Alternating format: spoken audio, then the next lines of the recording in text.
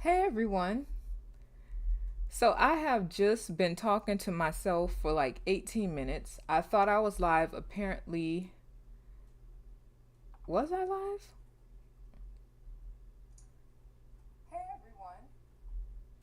No, I wasn't live. Okay. Oops, sorry.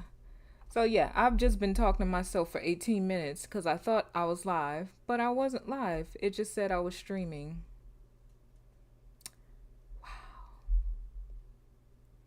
It's a long day. It's a long day, but not really. Anyway, happy Halloween. I hope everyone had a nice Tuesday and a nice Halloween. I I can't believe this. I can't believe I was talking to myself for 18 minutes. I'm tripping. Okay. Anyway, happy Halloween. So, today I'm going to discuss my latest book that will be coming out in January, Karma and Other Shit.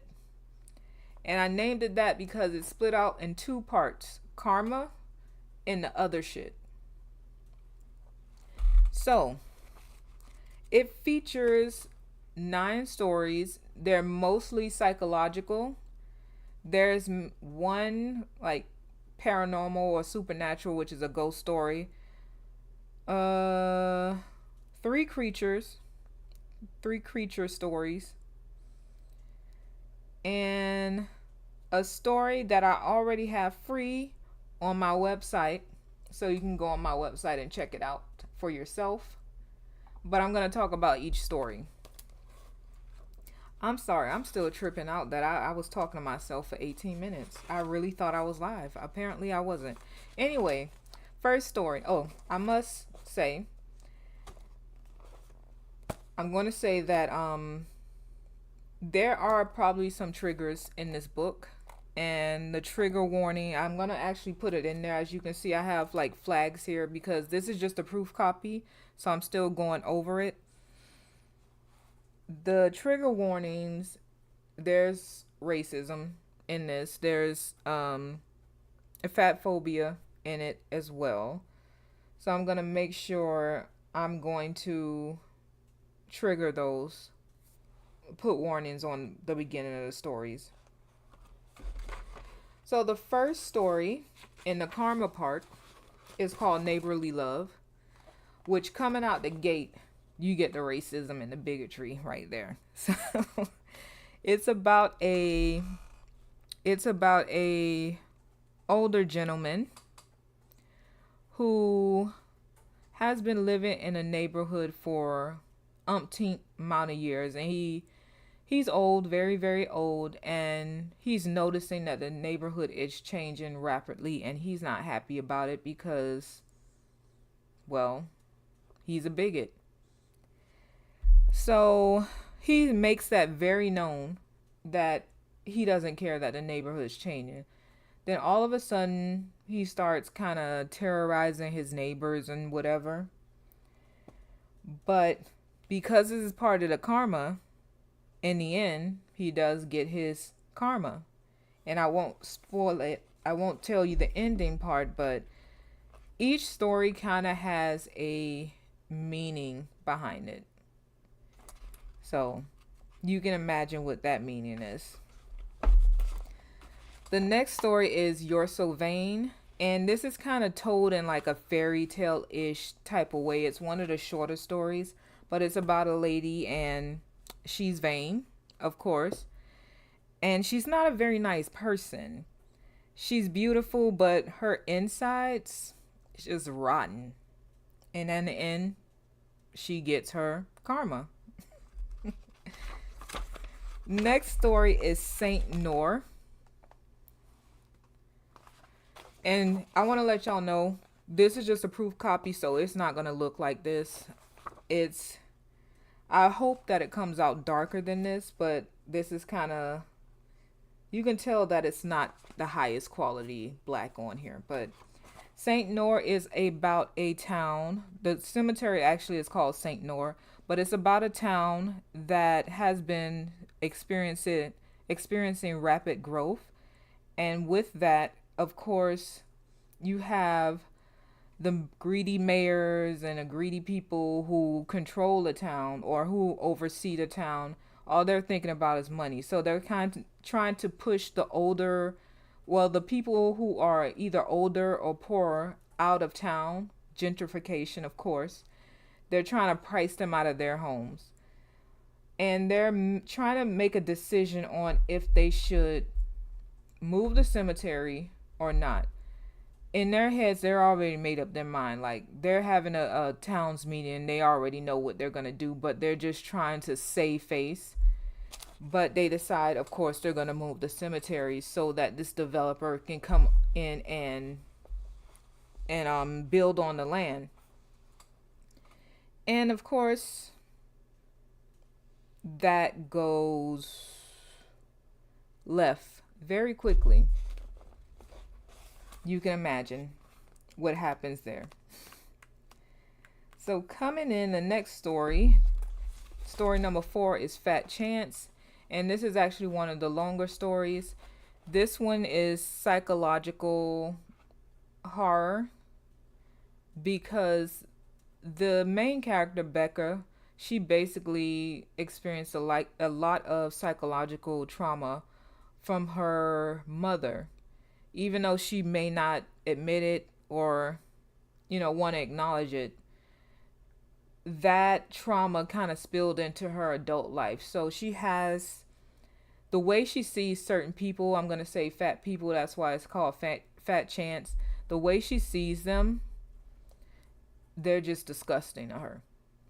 And they need to be able to control themselves. So she has this coworker named Mika, and she's just like, she can't stand Mika. And the only reason she can't stand her is because she's fat. Period. And they kind of have a little disagreement in the break room, and then that's kind of when things start to spiral down. But in a sense, I can't completely blame Becca for the way she acts because she got it from her mother. But at the same time, I think that a little therapy could have helped. But yeah, so it's trying kind of like real life scenarios, stuff like that with horror bits thrown in. So that's story number 4. And then next story, that's the longest story actually. So now we get into the other shit. And the other shit, the first story is Love and Marriage. It is basically all about secrets and keeping secrets from your partner.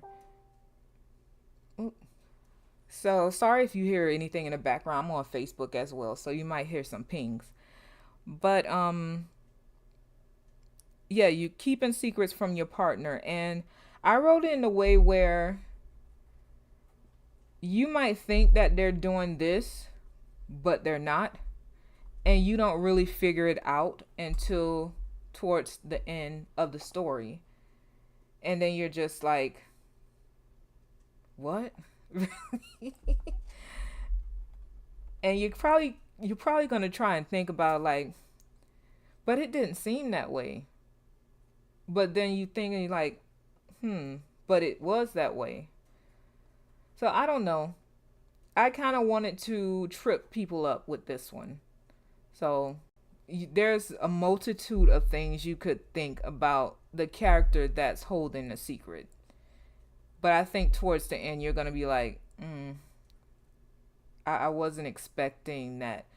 One of my beta readers actually thought the opposite. They thought that the one that wasn't being sneaky, they thought the one that wasn't being sneaky was the one that was holding the secret, but it wasn't. It wasn't.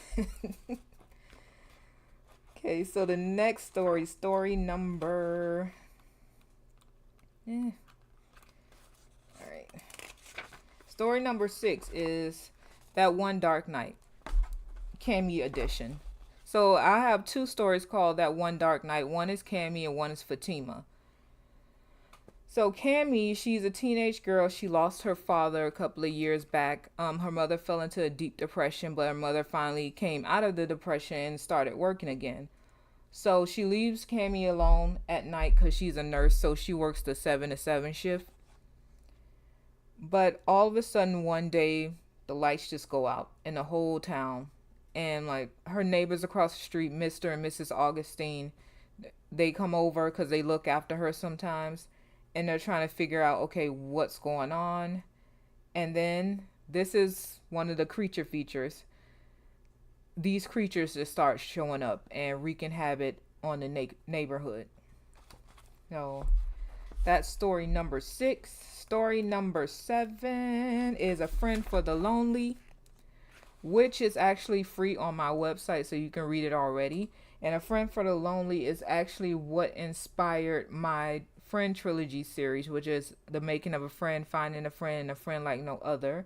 So this short story is what I wrote first, and that kind of inspired me to write the trilogy. So this story is about loneliness and the thoughts, our thoughts that come with it. So Veronica, she's been feeling very lonely lately, and all of a sudden this robot comes to her door and it's like, a friend. Like, who are you? She's like, the robot's like, I'm a friend. Like, a friend. Like, who are you? What's your name? The robot name is Vin. Like, I don't know a Vin. And Vin's like, well, you called me. Basically, her thoughts called Vin to her. And Vin is just gonna basically, is kidnapping her to take her to other friends. So, like I said, you can read that one right now on my website for free. And I have 2 other stories on there. I have Got 'em, which is kind of like a comedy. And then I just uploaded You're Perfect, which is kind of suspenseful horror-ish. So you can check, there's 3 short stories on there that you can check out for free. So the next one is The One Dark Night. Fatima. Fatima is a dancer. She is doing a class, and then the class is over. She has this one dancer that stays with her because the lights, everything just starts going out. And he says, okay, I'm going to walk you home because I don't feel safe with you going by yourself. So he walks her home. He walks her home, but then that's when the creatures start showing up, and they're like, I don't know what's going on. Where are these creatures coming from? And they kind of have, in a way, solved how to get rid of the creatures. And this story is kind of like, you never know where your strength can come from until you have to be strong. So that's kind of the message behind that story. And the last story is called Who Will Save You Now? No, Who Will Save You? So Who Will Save You is a very, very short story because it's actually going to be turned into a book. So it's kind of the prequel of the book that I'm currently working on, which hopefully I'll have more information about it next year. And I'm trying to, hopefully I'll finish it by the spring, but it's in a way a kind of a love story, not a love story, but a love letter to Black women. And it gets kind of political in a sense. I was inspired by current events and events of the past. So I really wanted to write something, I guess, for women that look like me, and showing just how important our voices are. So that's going to be kind of like, I guess you can say, sci-fi-ish horror mixed with a little dystopian. And one one genre I really you know, am hesitant about reading and writing is dystopias, because it's dystopian worlds, the movies that I see, it's just like so depressing. And I don't know, but sometimes I amaze myself because I've said I wouldn't ever write about racism, and here I am. I have a story about it. So you never know. Sometimes you get inspiration from certain things. So yeah. But that is all the stories as far as karma and other shit. But then I have in the back a sneak peek of Nova, the Executioner of Vanity, which is part 2 of Nova, the Executioner of Justice. So that will actually be out next year. That book, Nova, the Executioner of Vanity, will be out next year. However, I'm going to do it on KDP first, just the ebook, of course, for the trial period for like 90 days. And once the 90 days are over, then I'm going to release it wide. So I'm going to release the book and everything, but I'll talk more about that book the closer to release date. So I'm going to try and do the KDP in most likely February, and then I'll release the actual paperback in May, late May. Well, that's what I'm aiming for. But like I said, I'll talk more about that, and I'll talk more about also part 2 of Coryville, which is called In Sheep's Clothing, which comes out next year as well in July. I'll have another live talking about that book as well. But that's what I wanted to discuss, since I wanted to wait until I had this in my hand, which this came actually today, which I was so happy about. So I was able to look through it and be able to talk about it. But I also wanted to show off my little light, but I can't show it off because it's too far away and it's just going to look like a blur. Let's see, just a blur. But it's pink and blue and I love it. It's so cute. These are the little things that get me excited. Just random silly stuff like that. But anyway, that is the live for today. I hope that everyone have a nice weekend. I'm going to do another live for NaNoWriMo, which actually starts tomorrow, but I won't do the live until the weekend. Yes, I'm just going to probably talk about what I'm writing, and as well as do like a little writing reading session with some music. But yeah, do I have anything else I want to talk about? No, I don't think I do. Actually, yes. Also starting tomorrow, from November 1st to November 5th, Black Readers Appreciation Days. So I am going to have not one, not two, but 3 stories for free for 5 days. And those 3 those 3 books are the French trilogy, which features an all black cast. So check those out on my website tomorrow. So it's from November 1st through the 5th, and you can get those for free as appreciation to the readers. But I'll post about those as well. And yeah, I'm excited about the future. I love writing. I don't know why I stopped when I got old, when I became a teenager, but I used to write a lot. And I actually found some of my old stories that I'm going to go over and like revise and stuff. And it's amazing, the stories that I wrote when I was younger. I was like, did I really write a mystery crime? Like, I was like, wow, I really wrote this. So yeah, I'm excited about going over that stuff. But yeah, check out my other books on my website, latrellarmorris.com, Coryville came out this year. The Secrets at Rose Manor came out this month, so the month is almost over. So check those out, and I will talk to you guys later. Bye.